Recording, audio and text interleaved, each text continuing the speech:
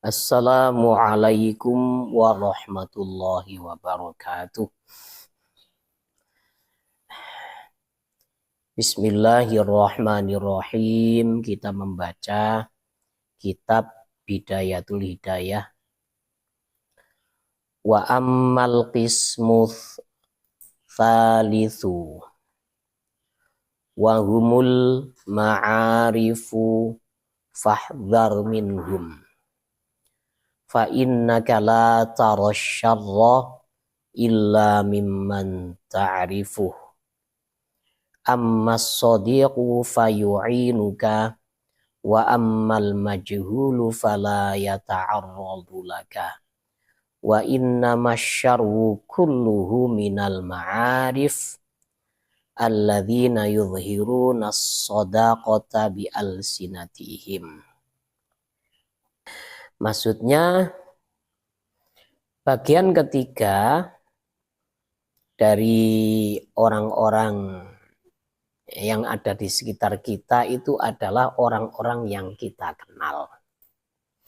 Orang-orang yang kita kenal ini maka kita harus hati-hati dari mereka. Jangan sering-sering berkumpul. Kita kalau sering berkumpul itu harus dengan as-sadiq. Jangan setiap orang yang kita kenal. Karena apa? Kita nanti pasti tahu keburukan mereka. Kalau as-sadiq kemarin yang dijelaskan, orang yang memang tidak pernah ada niat buruk sama kita. Justru orang yang paling kasihan itu adalah sadiq. Tapi kalau ini ma'arif yang sekedar kita kenal, kadang-kadang mereka ini di depan kita seperti mereka menampakkan seperti bestie, seperti sahabat sejati. Padahal di belakang kita lain dengan yang ada di muka. Ya, yang lain di muka, lain di pantat. Gitu ya. Jadi orang seperti ini kadang-kadang ada yang bermuka dua. Ya iki ya sak repotan ya. Sak repotan. Kan kita pasti banyak kenalan. Entah itu di sekolah, entah itu di pasar, entah itu di masjid, dan di tempat-tempat yang kita bersosialisasi di situ, pasti kan banyak kenalan ya. Kata orang-orang ya, kalau kita banyak kenalan itu kan banyak rezeki soalnya. Kenapa? Karena rezeki itu pasti lewat orang. Rezeki yang rezeki yang nggak lewat orang itu cuma air hujan, langit. Dari langit itu. Yang lain ini kan rezeki duit. Ini pasti lewat orang lain kebanyakan.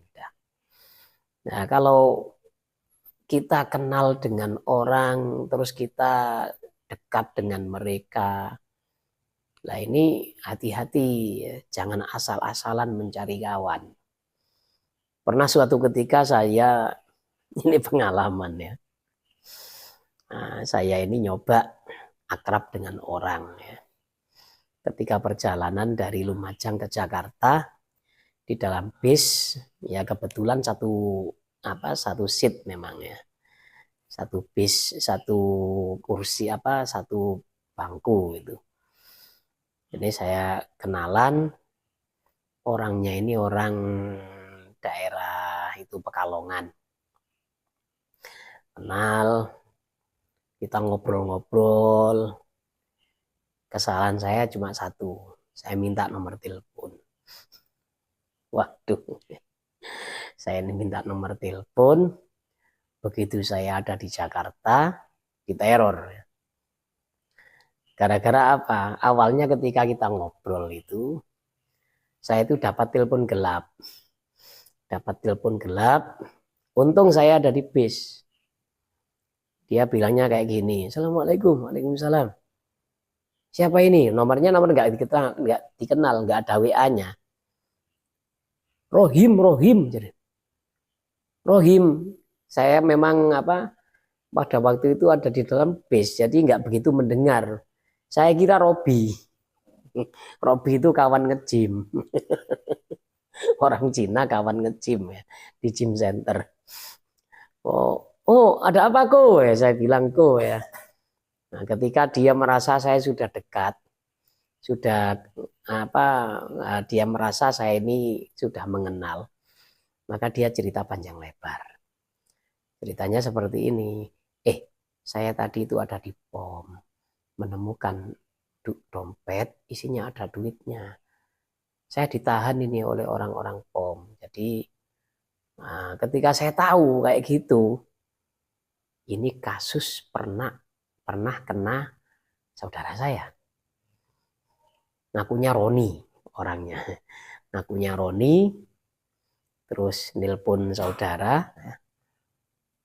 Saudara ini karena untuk nebus Roni supaya keluar dari pom, transfer uang 1,5 juta. Nggak sadar, kayak kena hipnotis itu. Jadi pas waktu pulang ada di rumah, nggak ngerasa kalau ketipu. Tiba-tiba melihat anaknya, langsung ngerasa, oh saya langsung sadar ya. Loh, uang 1,5 juta hilang. Pada waktu itu saya di bis, sebelum orang Pekalongan ini masuk ya, itu memang ada telepon kayak gitu ya. Saya nemukan uang ini di pom, kemudian saya ditahan. Ini kan modus ya. Kadang-kadang malam-malam itu kan ada, anu Pak, saya kecelakaan. Pak, tolong Pak. Ya, ngaku-ngaku jadi anak kita. Pada waktu itu saya ditelepon lah, saya tidak punya anak laki-laki yang sudah besar, yang sudah bisa sepeda motoran. Ya saya tahu. Nah itu terus saya cerita sama orang ini, singkat cerita gitu. Orang ini terus ngomong, wah kalau saya seperti itu ya memang sudah siap-siap. Tapi kalau ketipu 100.000 bagi saya tidak masalah. Kayaknya dermawan ya. Tiba-tiba begitu saya datang di tempat acara di Jakarta, di hotel, telepon, Mas, tolong Mas, doakan Mas, istri saya meninggal Mas. Terus ditelepon ya, apa dikirim lewat WA fotonya istrinya yang terbujur gini ya. Tapi kayak bukan perempuan, kayak apa banji serem gitu. Ini Mas, tolong Mas, tolong doakan Mas. Ya sudah, saya kirim. Lahal Fatihah. Habis itu, Mas, kok cuma Fatihah Mas? Waduh ruwet ini ya. Dan saya itu memang nggak nyangka kalau mau nipu itu nggak nyangka. Karena memang di base itu sudah kenal baik ya. Nah, tiba-tiba begitu turun dia punya niatan buruk. Nah ini gawat kalau ada orang yang kita kenal terus kita apa tiba-tiba kita dekati secara mendalam lah. Kadang-kadang ya dibuat kesempatan kayak gini. Begitu datang saya pulang ke rumah, pada waktu itu saya di Jakarta, saya kan tidak tahu apa-apa Jakarta. Kalau keluar takut nyasar nanti. Saya masih ada di Jakarta ini, jadi saya tidak bisa kemana-mana. Saya nggak pengalaman Jakarta, nggak tahu bank ya, bank BCA saya nggak tahu di mana. Begitu saya pulang nelpon lagi, gimana Mas? Tolong Mas. Oh no. Langsung istri saya lihat ya, ini kayak bencong ini yang jadi istrinya. Oh, wes sudah blokir aja, saya blokir udah. Akhirnya sekarang nomornya hangus. Nah ini kalau apa orang yang kita kenal itu kadang-kadang ya seperti itu memanfaatkan kita. Nah ini makanya kita kenal orang boleh, tapi hati-hati. Jangan asal ngomong, jangan asal cerita sesuatu yang pribadi. Jangan asal kasih rahasia. Karena bisa jadi di depan kita kelihatan seperti apa kucing, begitu ada di belakang kita menjadi serigala. Bisa jadi kayak gitu ya. Kalau orang yang tidak kita kenal ya, Dia ini nggak akan ganggu kita kok. Orang kalau nggak kita kenal itu kan cuek, nggak akan ngurus. Justru orang yang kita kenal, dia kenal kita, itulah yang kadang-kadang membahayakan. Kalau sahabat, nah, pasti dia itu nolong kita ya. Kalau orang yang kita kenal, nah, dia ini selain sahabat kita bukan nolong, kadang-kadang yang mentung, itu orang Jawa bilang mentung atau memukul. Fa'aqlil minal ma'arifi ma qadarta fa idza bulita bihim fi madrasatin au masjidin au jami'in au suqin au baladin fayajibu alla tastasghira minhum ahadan fa innaka la tadri la'allahu khairun minka wa la tanzur ilaihim bi'ainit ta'zim lahum fi hali dunyahum fatahlika li anna dunya saghiratun indallahi ta'ala saghirun ma fiha.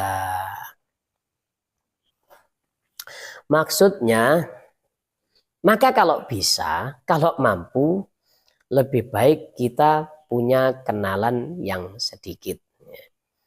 Ya, enggak banyak kawan lah gitu lah, enggak banyak kawan, kenalan enggak banyak. Tapi kalau sahabat ya harus banyak. Ya. Kalau asal kenalan gitu saja, ya kita enggak harus kenalan, enggak harus dekat dengan orang satu kampung, itu enggak harus. Ya. Kita pilih-pilih kawan itu wajib memang. Jangan-jangan gara-gara kawan kita ini bisa celaka. Nah, jangan sampai ya celaka gara-gara kawan ya. Soalnya kan almar'u ala dini sahibih. Orang itu agamanya itu sesuai dengan siapa kawannya ya. Sesuai dengan agama kawannya.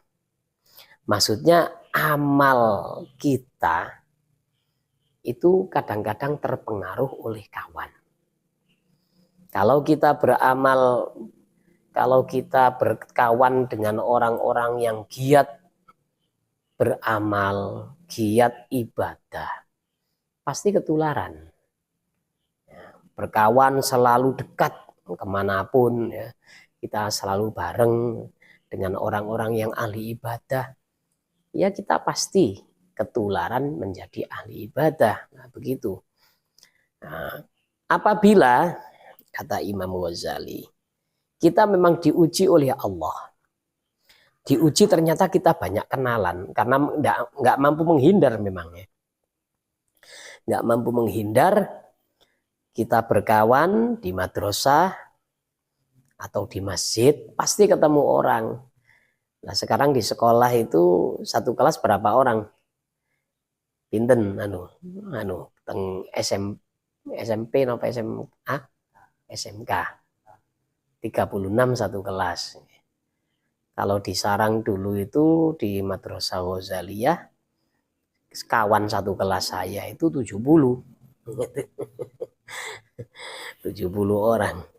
Nah kan kita nggak bisa menghindar, pasti satu kelas itu kita pasti kenal. Dan kita pasti berinteraksi. Atau di perkumpulan, di organisasi. Nah, di organisasi, kalau organisasi kemasyarakatan itu masih enak ya. Tapi kalau di organisasi urusannya politik itu lain sudah. Tidak ada kawan yang abadi. Yang ada adalah lawan. Jadi kawan itu suatu saat bisa menjadi lawan kan gitu kalau di politik ya. Atau kita ke pasar, memang kerjanya di pasar, ya pasti banyak kenalan. Nah, tetangga penjual kanan kiri depan belakang pasti ada. Kemudian banyak pembeli. Maka kalau sudah seperti itu, maka kewajiban kita itu jangan sampai kita meremehkan satu orang pun di antara mereka. Jangan diremehkan, mungkin penampilannya agak culun, kurang meyakinkan, kurang gaya, akhirnya dikira orang bodoh. Padahal dia ini ternyata lebih pandai, lebih alim, atau lebih ahli ibadah daripada kita. Seperti itu ya. Dan jangan sampai menghormati orang karena hartanya. Nah, bagaimana maksudnya ini? Kalau kita banyak kawan yang bukan sodik, sekedar kenal gitu saja, tapi nggak sampai dekat. Itu perlakuan kita untuk semua kawan kita itu jangan pandang bulu. Baik itu yang kaum berada atau kaum papa harus sama. Jangan sampai pada orang-orang yang lebih berada kita ini lebih takzim. Kita takzim. Nah ini kan ada satu ceramah dari kiai ya. Kalau yang datang orang kaya disambut dengan ramah. Nah, monggo Pak, monggo gan juragan, ini tempatnya pengajian ini di depan ini ya. Kalau yang datangnya golongannya patekur, solikin, jumati, sana cari tempat sendiri-sendiri, nggak ada penyambutan sama sekali. Lah ini apa? Kalau kita hormat kok gara-gara hartanya rusak sudah ya. Rusak, jatuh iman kita itu ada yang berkurang pastinya. Nah terus kalau kita itu memandang misalkan ada orang ya, ada orang itu menjadi urusannya jadi gampang urusan dunia. Nah, misalkan kiai yang kaya, kemudian kiai yang enggak kaya. Ya kalau menghormati harus sama, dihormati ta'zim gara-gara ilmunya, jangan gara-gara kayanya, itu aja. Kalau gara-gara kayanya, karena dunia ini tidak pernah dipandang oleh Allah semenjak diciptakan, maka hancurlah ya, hancurlah kita di mata Allah. Ya. Idza 'azzamat ummatid dunya saqatat min ainillah. Pernah ada makalah seperti itu. Fa insyaallah ini min ahadithi Rasulillah ya kama qala. Nah, ketika umatku ini sudah mengagungkan dunia, maka akan jatuh dari pandangan Allah. Tidak akan dipandang dengan rahmat oleh Allah. Ya. Wa mahma azuma. Lan selagine gede atau agung ahlud dunya. Sopo ahli dunia fi qalbika ing dalem ati sira. Faqad saqatta mongko temen-temen ceblok sapa sira utawa jatuh sapa sira min ainillahi saking peningale Gusti Allah ya. Maksudnya jangan kita membayangkan Allah punya mata yang sama dengan kita, enggak. Maksudnya Allah tidak akan memandang kita dengan pandangan mahabbah, dengan pandangan yang penuh cinta. Orang itu kan pandangan matanya kan bisa dibaca. Kalau memandang anak kecil, pandangannya ini kan anaknya lucu misalkan ya. Lucu itu ada pandangan gemes, pandangan seneng itu kan ya kelihatan lah. Nah ketika ahli dunia yang diagung-agungkan, maka Allah tidak akan cinta, tidak akan memandang kita dengan cinta. Nah ini.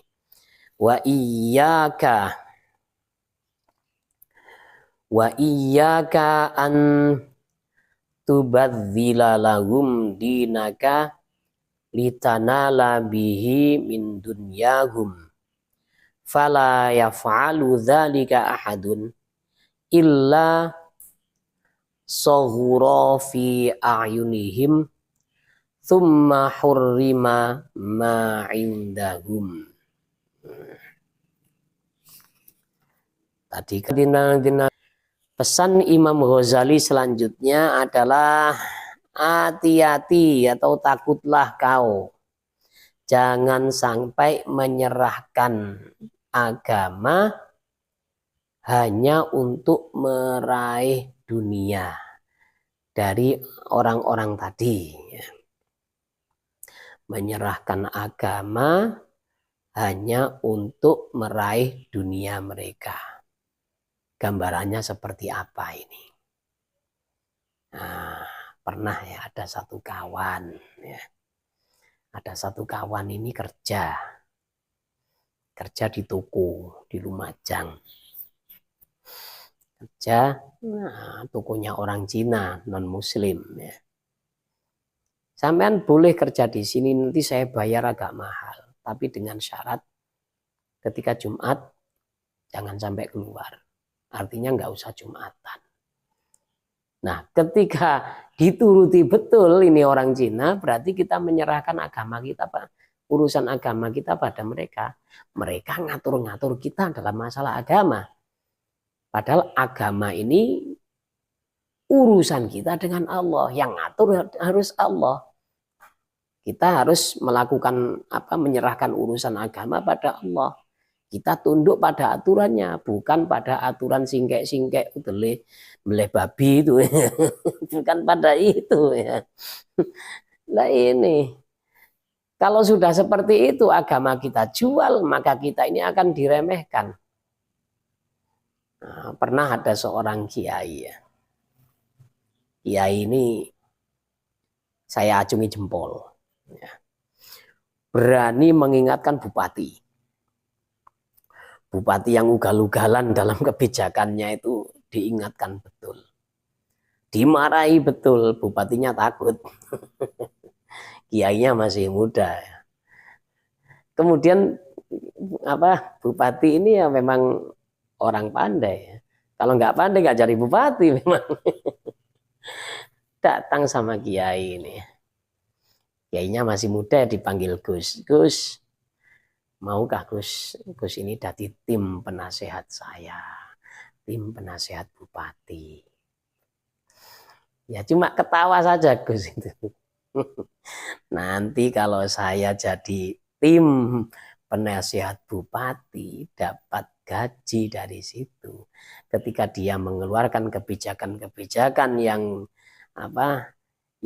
nyeleweng, yang nggak masuk akal, kebijakan-kebijakan yang zalim, pasti ya, timnya ini tidak akan mampu bertindak. Kenapa? Takut kehilangan bayaran. Nah, kalau sudah seperti ini, lagu kebangsaan Indonesia, lagu yang dikarang oleh orang-orang pejuang-pejuang dulu malah berubah. Dulu kan untuk semangat berperang itu ada lagunya. Maju tak gentar, membela yang benar. Nah, itu kan. Jadi ketika sudah terjadi hal seperti tadi, kiainya dibayar untuk jadi penasihat bupati. Akhirnya apa? Maju tak gentar, membela yang bayar. Nah, gitu. Gara-gara apa? Ya takluk sudah ya. Makanya pernah ada satu hadis memang yang pernah dibaca oleh salah satu dari guru-guru kami ya. Ketika ada seorang ulama dekat dengan seorang penguasa, dia makan di situ. Ini arti dalam bahasa Indonesia. Dia dekat dengan pejabat tadi, dengan penguasa tadi. Makannya dari situ. Dia mendekat tujuannya untuk amar ma'ruf nahi mungkar. Maka apa komentar Nabi? Wala yakunu dzalika au kama qol ya. Hal itu tidak akan pernah terjadi. Ya, itu nggak akan pernah terjadi. Gara-gara apa? Ya kena sogok duit sudah ya. Nanti kamu kalau macam-macam saya pecat, nggak usah jadi penasihat saya, hilang loh. Nah, 100 juta setiap bulan. 100 juta. Kalau saya terus-terusan dapat 100 juta, nanti makan sudah dari hasil keringat saya sendiri, ini gaji sampingan. Kalau 7 bulan bisa beli Innovazenik, nah itu. Lah akhirnya muncul kehilangan dunia itu muncul. Wong kiai saja kayak gitu. Ya. Kiai kalau sudah kena urusan dunia bisa kayak gitu, apalagi santri seperti kita. Nah ini gawat memang ya. Terus ada lagi, ini kasusnya sudah masuk ranah nasional ya. Bahkan lebih parah ya, lebih parah sampai agama, seorang tokoh agama seorang tokoh Islam itu sampai dijual kepada Israel. Dijual kepada Israel. Contohnya seperti apa? Ya, alhamdulillah sekarang redup ya. Dulu itu pernah ada peristiwa di Indonesia ini, peristiwa muncul satu gerakan. Gerakan ini Islam tapi penganut kebebasan beragama. Jadi menganggap semua agama itu benar. Nah, parah-parahnya ini yang diambil oleh orang-orang Yahudi itu adalah intelektual Islam. Orang-orang yang hebat-hebat dalam IQ. Yang diambil dari Indonesia itu kalau nggak salah dari Jombang 1, dari Pati 1, terus yang lain itu jadi pengikutnya sudah. Bahkan parahnya lagi gara-gara bela-belain gaji 2M katanya ini ya. Katanya ada uang 2M asal dia ini mau fatwa, mau nulis statement yang sesuai dengan selera ala Yahudi, ala Israel, maka 2M ini cair setiap bulan. Dijual sudah agamanya ya. Mengatakan bahwa Al-Quran itu dalam urusan cerita-cerita yang penting adalah nilai-nilai atau pesan moral. Kalau faktanya itu tidak bisa dipastikan kebenarannya. Jadi Al-Quran itu sudah dianggap sebagai dongeng. Al-Quran sudah dianggap sebagai cerita pada zaman dahulu kayak gitu. Kancil mencuri mentimun. Na'udzubillah ya. Kan banyak cerita-cerita di Al-Quran. Cerita itu isinya nasihat memang. Dan Allah kalau memberi nasihat itu pasti ada faktanya. Ya, pasti ada faktanya. Ya. Seperti contoh kaum Ad. Peradaban kaum Ad itu yang tingginya sampai puluhan meter itu orangnya. Dan ketika di Ahqaf ya. Ahqaf itu daerah di Yaman ya. Sampai menjadi nama surat Al-Qur'an. Karena memang di situ ada kejadian yang luar biasa. Terbangnya penduduk Ahqaf yang tertiup angin. Padahal penduduk Ahqaf itu orangnya tingginya sampai puluhan meter. Sampai setinggi menara Masjid Kelanteng itu tingginya. Yaitu kaum Ad. Itu katanya dongeng. Faktanya belum bisa diverifikasi katanya. Faktanya. Loh, padahal begitu arkeolog datang ke sana, ada penggalian, ketemu kepalanya sebesar bulldozer. Bolongan lubang mata tengkoraknya itu setinggi orang Arab, setinggi orang Arab berdiri, selebar itu ya. Nah ini sudah ketemu, terus telapak kakinya juga setinggi sepanjang orang Arab yang tengah berdiri, orang luar. Orang Arab kan tingginya kan paling pendek itu 170. Itu kalau sampai telapak kakinya 170, Lah badannya seberapa? Ini katanya dongeng katanya. Nauzubillah, ini memang apa? Kalau diyakini itu i'tiqadul kufri ya, karena Al-Qur'an itu kan la raiba fih. Tidak ada sedikit pun keraguan dalam Al-Qur'an. Yang nggak bisa diverifikasi adalah ayat-ayat yang bercerita kejadian setelah kiamat. Kalau diverifikasi sekarang, ya tidak bisa karena kiamatnya belum terjadi. Tapi kalau apa? Selain itu diverifikasi ketemu semuanya. Bahkan sampai ada apa penyelam Rusia itu masuk Islam gara-gara menemukan jawaban dari orang Islam. Ketika dia menyelam, ya, menyelam di perairan Maroko kalau nggak salah, perairan Turki atau Maroko di situ. Di situ kan ada dua laut yang berbeda jenis tapi ngumpul jadi satu tidak bercampur. Laut asin dengan laut tawar. Memang bertemu ya. Marajal bahraini yaltaqiyan bainahuma barzakhul la yabghiyan. Nah, penyelam ini ketika masuk ke aliran sungai yang ada di dalam laut merasakan keanehan. Begitu oksigennya dilepas, minum, airnya nggak asin. Begitu naik ke atas airnya ada air tawar tidak bercampur dengan air asin. Akhirnya apa? Tanya sama pendeta, tanya sama orang-orang. Begitu tanya sama orang Islam, oh ini ya, ada memang ayatnya. Marajal bahraini yaltaqiyani bainahuma barzakhul la yabghiyan. Nah, Allah lah yang memisahkan apa dua laut yang saling bertemu. Artinya dipisah itu tidak sampai tercampur menjadi satu. Ini kan mukjizat. Mukjizat Al-Qur'an dan juga bukti kekuasaan Allah. Kalau kita meniru kan nggak bisa. Kita ambil air laut, kemudian kita ambil air sumur, lalu dituang dalam satu bejana, kan pasti campur. Tapi ini kok aneh lah itu kan. Akhirnya penyelam ini masuk Islam gara-gara apa? Ya mikir. Ya, makanya dalam Al-Quran itu afala tatafakkarun ya, la'allakum tatafakkarun afala ta'qilun itu banyak. Karena agama Islam itu memang masuk akal. Kita disuruh berpikir dulu baru menerima Islam.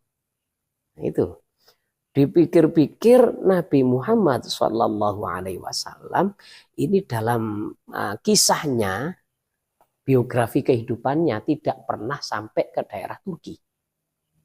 Beliau itu pergi bepergian terjauh selain Isra Mi'raj lah ya.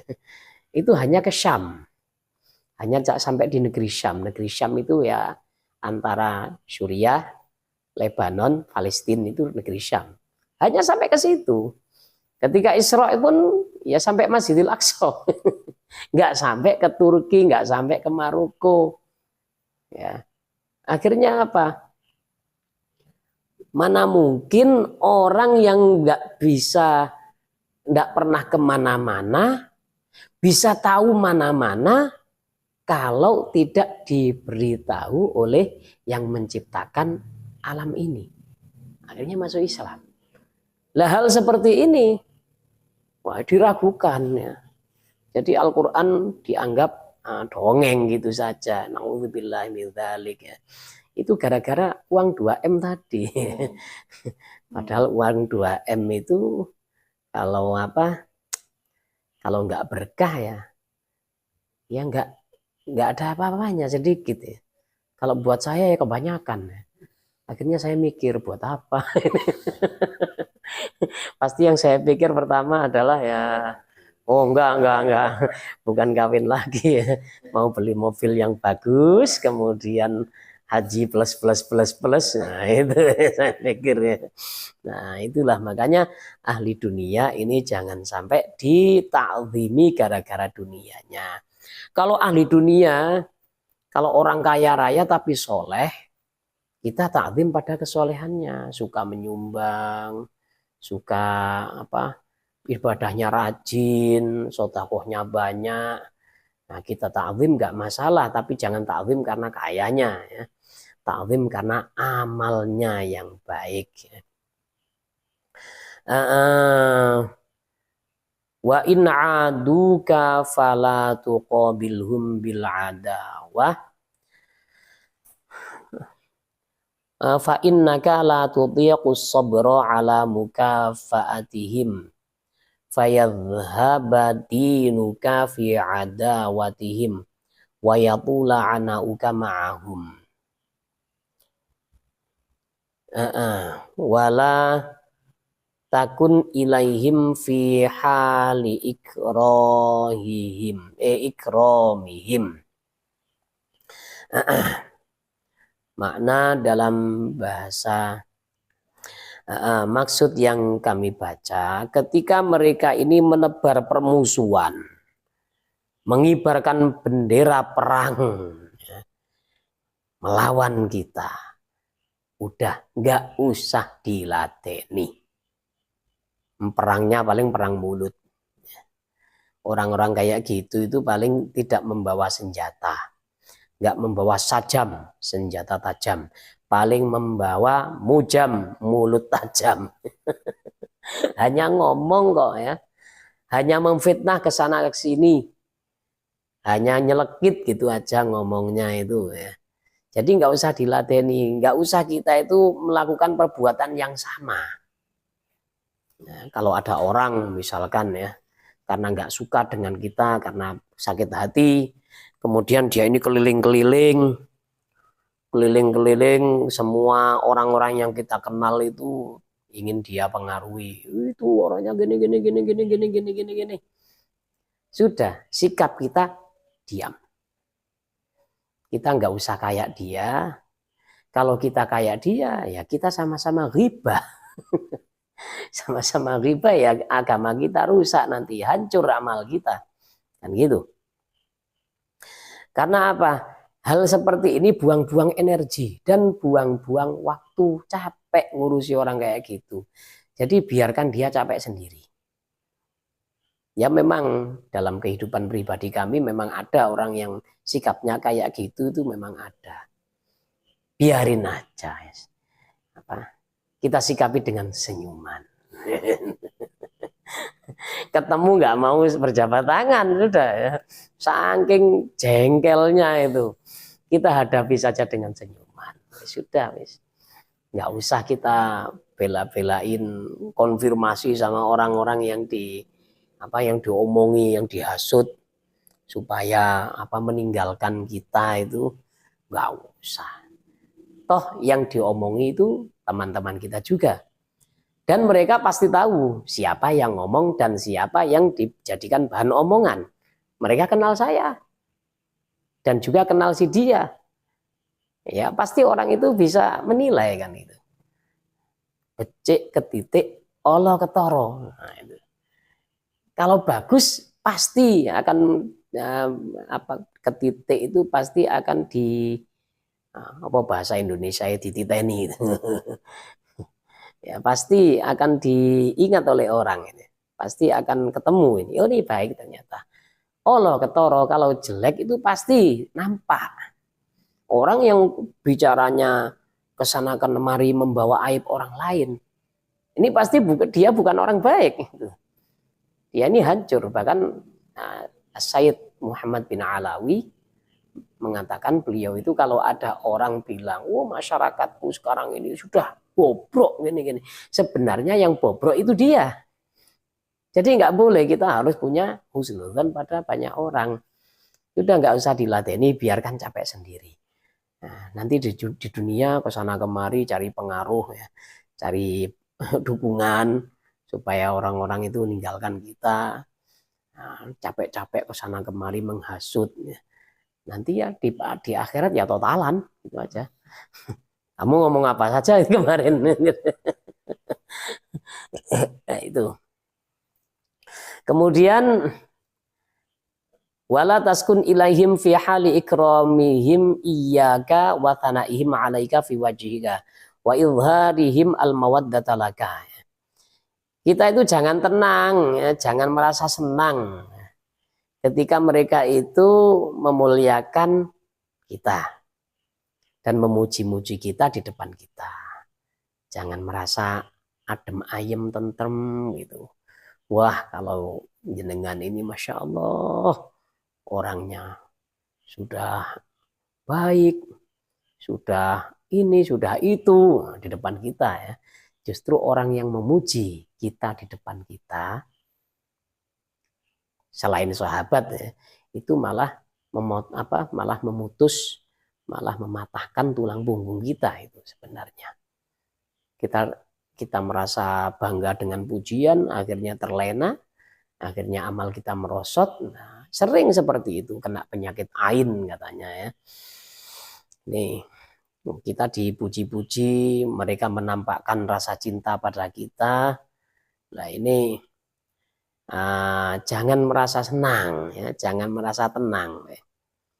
Fa innaka in talabta haqiqata dzalika lam tajid fil mi'ati wahidan. Kita makna bahasa Jawa ya. Maksudnya, nah, bahasa Jawa kita lewati, langsung bahasa Indonesia ya. Kalau kita ingin tahu yang sebenarnya, meskipun banyak orang itu mengelu-elukan kita, wah, kita dianggap wah gitu ya, di depan kita dipuji-puji. Kalau kita tahu sebenarnya kenyataannya kayak apa, orang yang benar-benar tulus memuliakan kita, menyanjung-nyanjung kita, tidak akan kita temukan dari 100 orang. 100 banding 1 pun tidak ada. Dari 100 orang tak satu pun kita temukan. Jadi mungkin lebih dari 100 baru ketemu satu. Orang seperti ini yang benar-benar tulus. Jadi kalau ada orang kayak gitu, ya sudah kita anggap angin lalu ya. Kalau orang Jawa bilang itu diskumpo ojo melembung, diidek ya ojo kempes gitu ya. Dipompa jangan menggelembung, kalau diinjak jangan sampai kempes ya. Wala tadma' ayyakunu laka fil usri wal alani wahidan. Kita akhiri perjumpaan kita malam ini dengan membaca doa kifarah majelis. Subhanakallahumma wa bihamdika asyhadu an la ilaha illa anta astaghfiruka wa atubu ilaik. Wassalamualaikum warahmatullahi wabarakatuh.